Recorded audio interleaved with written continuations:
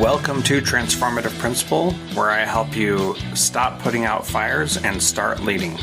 I'm your host, Jethro Jones. You can follow me on Twitter at Jethro Jones.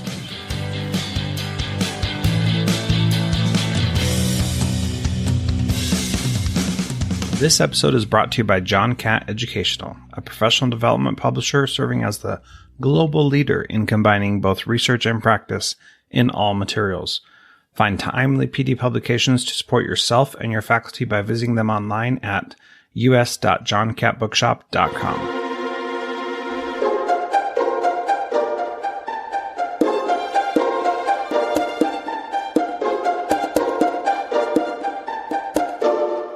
Welcome to Transformative Principal. I am excited to have Dr. Eric Stevens on the podcast today.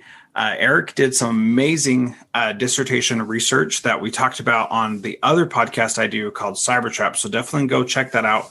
That's at cybertraps.com/7. And you can check out that episode there. We talk a lot about his research and how he used it and how he didn't actually answer any questions in his dissertation. So there's good stuff there. Definitely go and check that out. That's at cybertraps.com. But I want to have him on this podcast today to talk about job transitions and how Higher Ed is the organization that he's created. Did I say that right? Is it an organization or is it just a philosophy? Okay, it is an organization.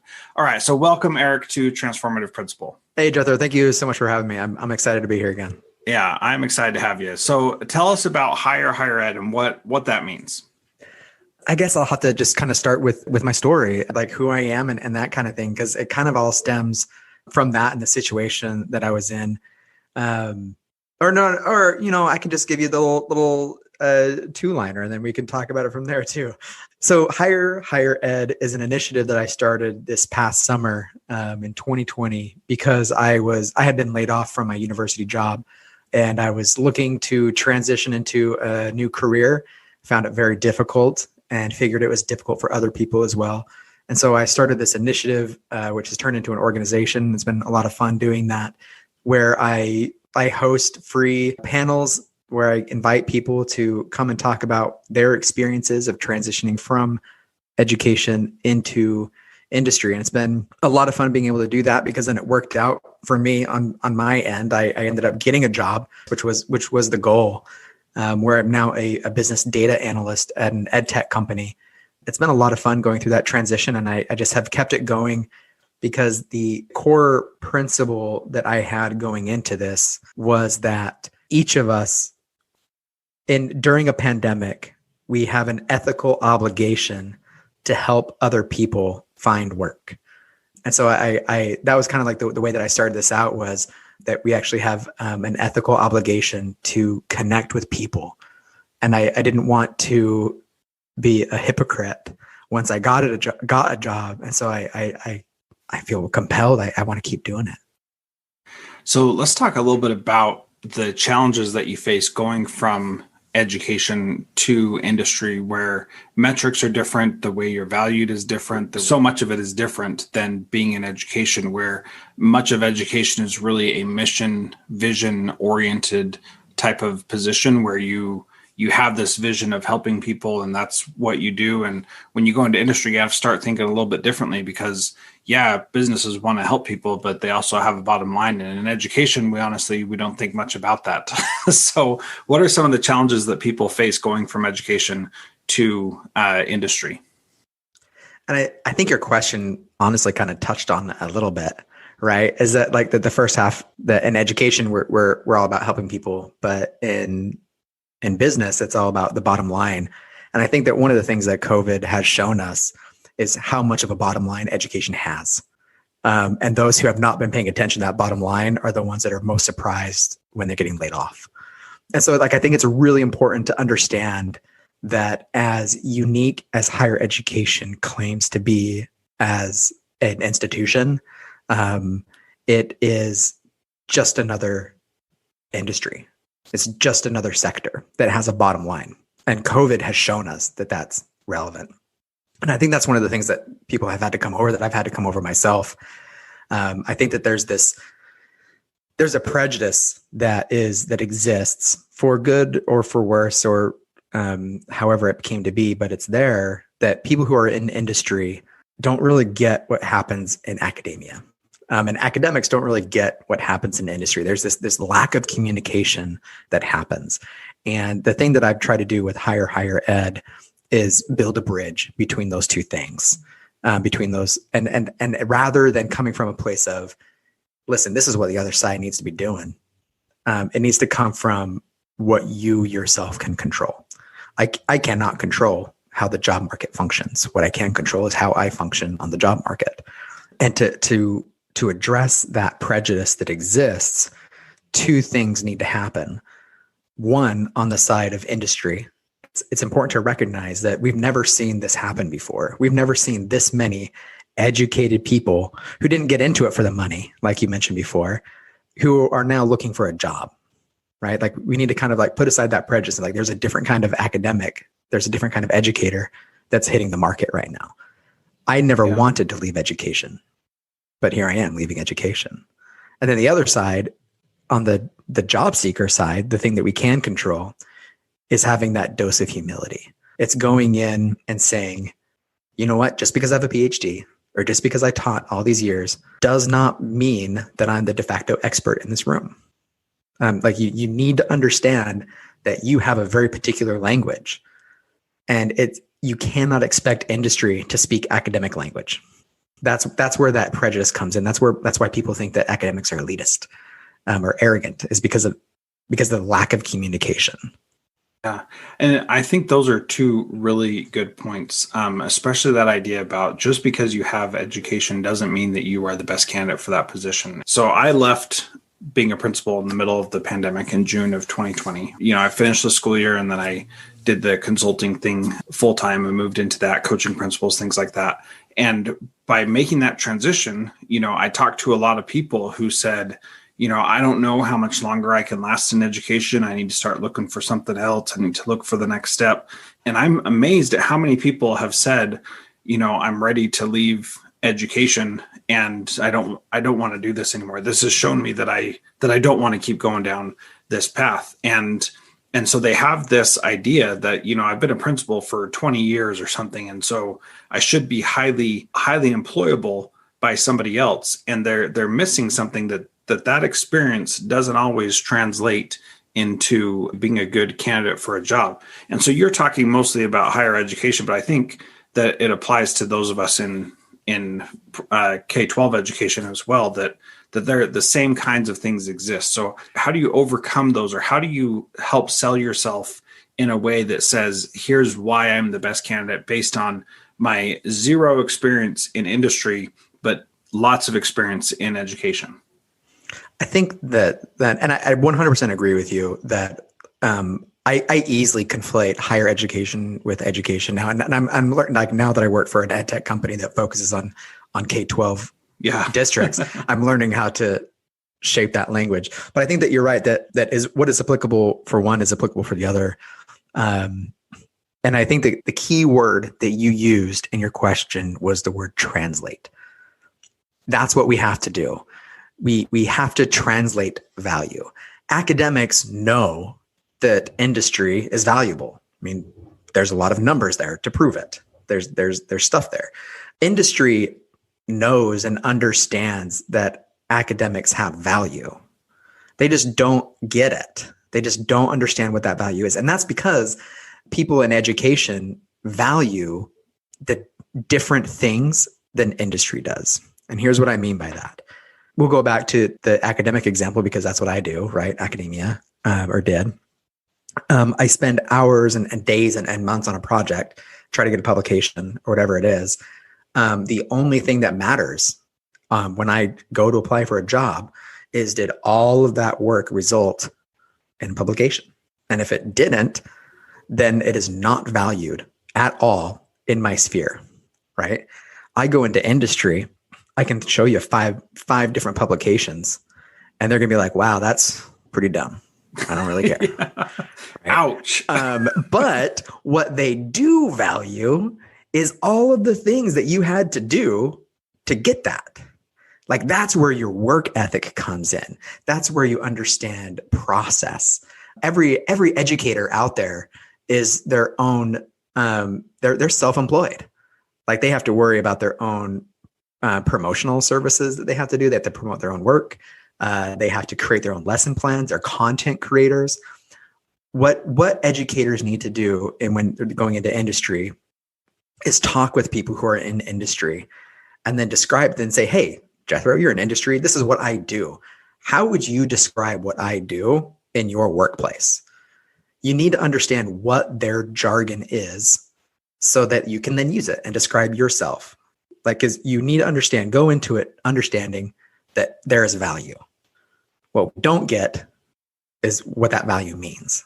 And that's what we need to translate. That's what we need to say using the language in which we are entering. Don't expect industry to learn academic value. Apply academic value to industry language. Yeah, I really like how you said that. And that should empower everybody who's listening to feel confident that they can bring value. And so, for example, as a principal, I spent a lot of time talking with kids who were in trouble. Okay. So that was a big part of my job. And so one of the things where I would translate that into value is that I know how to communicate and get to the truth of what is really bothering somebody that is going to be really valuable in a leadership position in industry. Is I can figure out when somebody's struggling, what they're struggling with, and how that help them overcome their struggle. Because to be honest, that was like 90% of my job as a principal. And 98% of my job in working with students was helping kids identify what the problem was and how to overcome it. And so, going into any other industry, then I can bring that value very easily.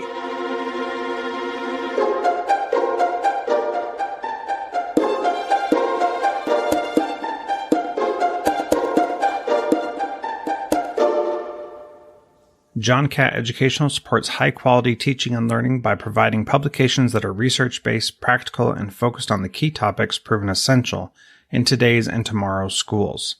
The latest John Catt publications include a book whose bold, transformative ideas amaze and infuriate people around the world, according to one reviewer, a title from global leaders in curriculum planning, practice, and retrieval, one book that says stop talking and start doing with regard to teacher well-being, and much more.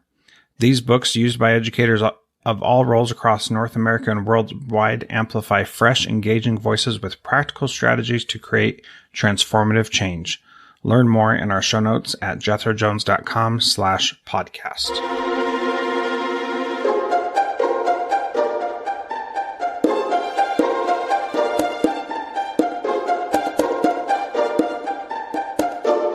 What are some other things that we could translate that value, other ways we could translate that value that we have? I think that's a great example of like those interpersonal communication skills. I think that a lot of those soft skills are the things that we can highlight coming from education and going into industry positions. Understanding that if you're an industry person, right, and you just want somebody to sit at a computer and enter in information, hiring someone from education is not the way to go. And the reason for that is because they're driven with these interpersonal communication skills. And so being able to articulate those things in a way that makes sense to whatever atmosphere you're entering. For me, like how that worked for me, like I mean, critical thinking is one of the most important things that we have, especially like my background of rhetoric and communication, right? Is being able to think about things. What does that actually mean? That means asking questions. And that's how I was able to talk about it in the interview that I was able to land, right? It's like, well, how do you do this? Like, well, I go in and I ask questions, like with a sincere desire to learn something. And I think that sincere desire to learn something is one of the best qualities that an educator has if they have that ability to learn. I mean, not everybody that can teach can learn. And I think that's important to understand. But I mean, one of the questions that was asked me in my interview was, you don't know how to do something. How do you go about learning to do that? And I was able to talk about my passion for learning, because I think that's what we need to recognize, is that passion. And that passion for learning also is a really powerful thing that the not everybody really has. It is unique in that if you really want to learn something, for example, I was watching football last night, and they were describing one of the coaches, and they said, this guy is a thinker. When he gets a new something, he reads the whole entire owner's manual before he does anything with it. And how many people like have that desire to read through a whole entire owner's manual before they even flip the thing on? I know that I'm certainly not that way, but that is a quality that person had, where you would think that doesn't really seem like something that is applicable to a job. But, think about the things that you have about yourself that are unique to you, and find a way to translate that. And, my father-in-law is that way. And I always thought my father-in-law was weird because of that. And now I'm like, oh, here's somebody who's saying this about somebody else, and they're saying that this is a positive thing. That's really interesting. And just opening your eyes to seeing value in places where you didn't think that you'd be able to see it. Yeah. And honestly, I think that's paid off already in the position that I've been in. I've only been there for, I'm going in on to 2-3 months now. And I've received that feedback of like, wow, like we want Eric at this meeting. Like, here's a meeting that we were having that had nothing to do with this person, but we see the types of questions that he was asking during his onboarding experience. We want him involved in this conversation. And it turned up, and I was like, okay. So I did my thing. I was like, all right, I'm going to prepare for this meeting. I'm going to do my research. I'm going to do that, figure out what I want to say. I shared my thoughts. And then the person who was heading up the meeting said, oh, this is fantastic. Can you lead the meeting? And this was like my third week. Then I'm at and I was like, I was unreasonably intimidated because I had been teaching forever now. If you can express an insightful perspective because of your academic background, and you can do it in a way that comes from a place of humility and not projecting an ego, people will want to listen to you. People want that perspective. I remember reading a couple of years ago, there was this story of a guy. He wanted to make $1 million after getting a doctorate degree in philosophy. It's like, what are you going to do with that? How are you going to do that? So what he did is he started his consulting business in Silicon Valley that basically said, I'm a philosopher for hire. I'll come in your boardrooms and I'll sit in your meetings and I'll be intentionally contradictory, because people get into a certain method of thinking. They get into a certain style of thinking. That whole cultural fit, right, is also a cultural way of thinking about something. You don't necessarily want to be a perfect fit. You want to bring in a different perspective. And so being able to tap that experience that you have in a way that brings insight. I had someone give me some really good advice one time, and they said that you should go find someone and ask that person to tell you what other people think about you. Because if you go ask everybody, what do you think about me? What are people going to say? You're great. We love you. You're wonderful. But if you go ask somebody else to say, what do other people think about me? Then you can get their perspective on what it is about you that really stands out. And those things can then be translated into the value that you bring. So, for example, I asked a former supervisor who was in the same district as me, but wasn't over me in any capacity. I said, what is it that people think about me? And he said, well, here are two things. And I'm going to choose the negative examples because I think that they are illustrative of the point I'm trying to make. He said, one, people think that you're arrogant and that you always have an answer. And two, that you're always the first one to speak up about something. And so as I heard that, I took that to heart and said, okay, that hurts, first of all. So let me get over that. and second of all, what does that actually mean? How can that be considered a positive thing? And so in a later interview that I ended up getting the job with, they said, well, how are you going to be able to make the changes that we need to make? And I was able to say, I'm very assertive and I know what I want. And I know what I believe. And so it's easy for me to push an agenda or push a belief that other people may not find appealing at first glance. But when I know it's the right thing, I'm really comfortable doing that. And so that arrogance turned into assertiveness and made it so that I could reshape my weakness into being something that was a positive thing. Where I was successful in getting that job, that's exactly who they were looking for. the school was stagnant. They needed somebody to push them forward, and they were excited to have somebody who could do that. And it was one of the things that they said was what got me the job, was being able to do that. So when you can get perspective from somebody else, and hopefully they'll give you positive things and not just negative things, but when you can get that perspective from somebody else, then you can think about what that value looks like in a different environment, and that can be really powerful. So tell us, Eric, about how higher ed is working now, what it is that people can do if they're looking to leave education and get some support. How do they connect with you and reach out to you? Yeah, so I'm very active on LinkedIn. That's where I've really established my presence. I feel like it's just in general a more positive place to be. I don't think I could have done what I did on another social media platform. And so I really am a fan of LinkedIn. So please reach out to me. I think it's just Eric J. Stevens, whatever prefaces are involved there. If you go to highered.org or changehighered.org, you'll land on the same page. But every Wednesday I do a live panel series. They're starting back up on the 20th, where every other week we're kind of like what I've been doing, just bringing in 3 or 4 different experts to talk about just different things about higher education and what we can do to change it, and ways that we can leave education and enter industry. And then on the other weeks, I'm excited. I'm doing I call it my higher ed job seeker feature. I'm really excited about that, how it sounds. That's great. Yeah, thanks. I'm inviting, because I just met a whole bunch of career coaches, just great people. So I'm inviting a career coach to be a co-host, and an active job seeker to come out and just to, they'll work together beforehand. We'll advertise the coach's services. We'll put out the resume of the job candidate, and kind of be able to have them. I'll host a discussion between the two of them about what they were able to do to translate their value from academia to industry or education to industry. I'm really excited about those. There was immediate interest. I have events planned out through June already, and it's been pretty exciting to be able to be a part of it. Yeah, that's fantastic. So changehighered.org. And even if you're not in higher education, I wanted to bring Eric on because I think that this is going to be beneficial for K-12 as well as higher education. Yeah, so absolutely.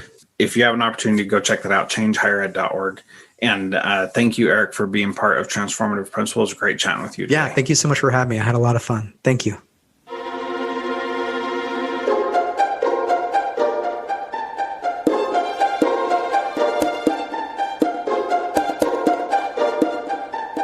Thank you to our valued partner, John Catt Educational. If you are a leader looking to make transformative change by providing yourself and your leaders and teachers with professional development that is research-based and rigorous, yet easy to digest and full of practical strategies, check out the latest publications from John Catt.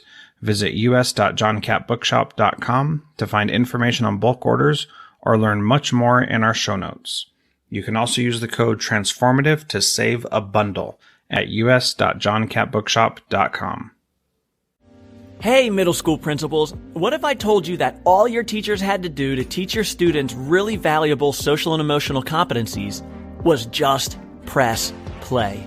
In Control SEL is a fully automated video curriculum that teachers and students absolutely love.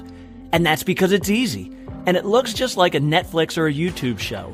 So all you have to do to hear about how it can completely transform your school is schedule your call. Tell us Jethro sent you and you'll get 20% off if you feel like it's a good fit.